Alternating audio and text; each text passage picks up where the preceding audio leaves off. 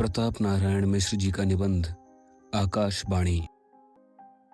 हमारे मिस्टर अंग्रेजी बाज और उसके गुरु गौरंडाचार्य में यह एक बुरा आर्जा है कि जो बात उनकी समझ में नहीं आती उसे वाहियात है, ओह नॉनसेंस कह के उड़ा देते हैं। नहीं तो हमारे शास्त्रकारों की कोई बात व्यर्थ नहीं है। बहुत छोटी छोटी बातें विचार देखिए। पयश्राप के समय यज्ञोपवीत कान में चढ़ाना इसलिए लिखा है कि लटक के भीग न जाए। तिनका तोड़ने का निषेध किया है सो इसलिए कि नख में प्रविष्ट होके दुख न दे। दांत से नख काटना भी इसी से वर्जित है कि जिंदा नाखून कट जाएगा तो डॉक्टर साहब की खुशामद करनी पड़ेगी। अस्तु, यह राम रसरा फिर कभी छेड़ेंगे। आज हम इतना कहा चाहते हैं कि पुराणों में बहुधा लिखा है कि अमुक आकाशवाणी हुई।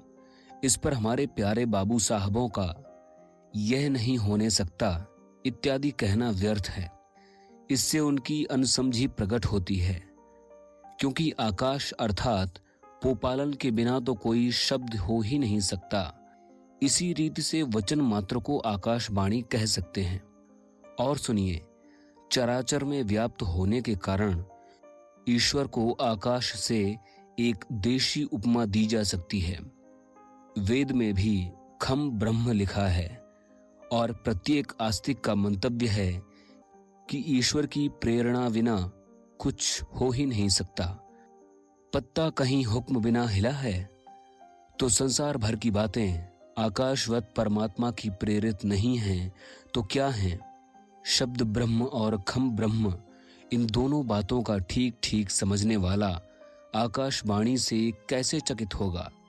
यदि डियर सर आस्तिक न हो तो भी यूं समझ सकते हैं कि हृदय का नाम आकाश है, क्योंकि वह कोई दृश्य वस्तु नहीं है, न तत्व सम्मेलन से बना है।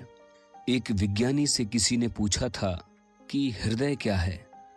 उसने उत्तर दिया, नो मैटर, अर्थात किसी वस्तु से बना नहीं है। और यह तो प्रत्यक्ष ही है। यावत संकल्प विकल्प हैं, सबका आकाश उसी में है। हमारी भाषा कवियों के शिरो मुकुट गोस्वामी तुलसीदास जी ने भी हृदयाकाश माना है। हृदय अनुग्रह इंदु प्रकाशा, इस वाक्य में यदि हृदय को आकाश न कहें तो दया रूपी चंद्रमा का प्रकाश कहाँ ठहरे? अतः हृदय में हर्ष शोक चिंतादि के समय जितनी तरंगें उठती हैं, सब आकाशवाणी आवाज़े गैब हैं। यह तो हमारे यहाँ का मुहावरा है।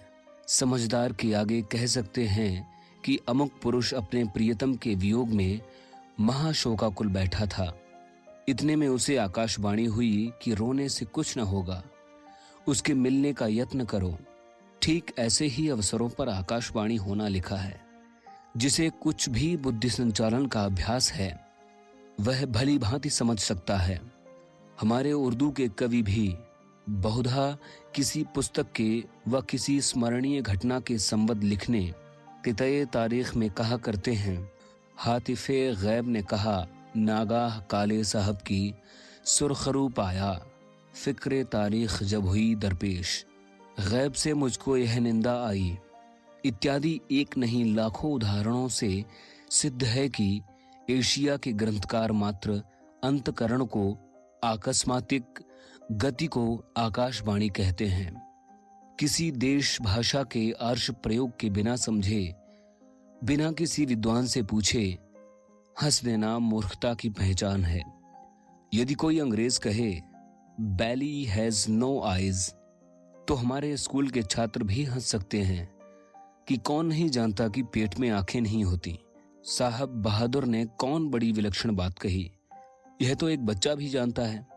पर हाँ, जब उसे समझा दिया जाएगा कि उस वक्त बात का यह अर्थ है कि गरजमंद को कुछ नहीं सूझता, तब किसी को ठट्टा मारने का ठौर नहीं रहेगा। इसी भांति हमारे यहाँ की प्रत्येक बात का आभ्यंतरिक अर्थ जाने बिना किसी को अपनी सम्मति देने का अधिकार नहीं है। कुछ समझ में आया? अब न हमारे पूर्वजों के कथन पर कहना कि बेवकूफ थे, कहीं ऐसा भी हो सकता है? नहीं तो हम भी कहेंगे कि है जाने न बूझे कठौता लेके जूझे। प्रताप नारायण मिश्र जी का निबंध आकाशवाणी। वाचक निर्मल मिश्र।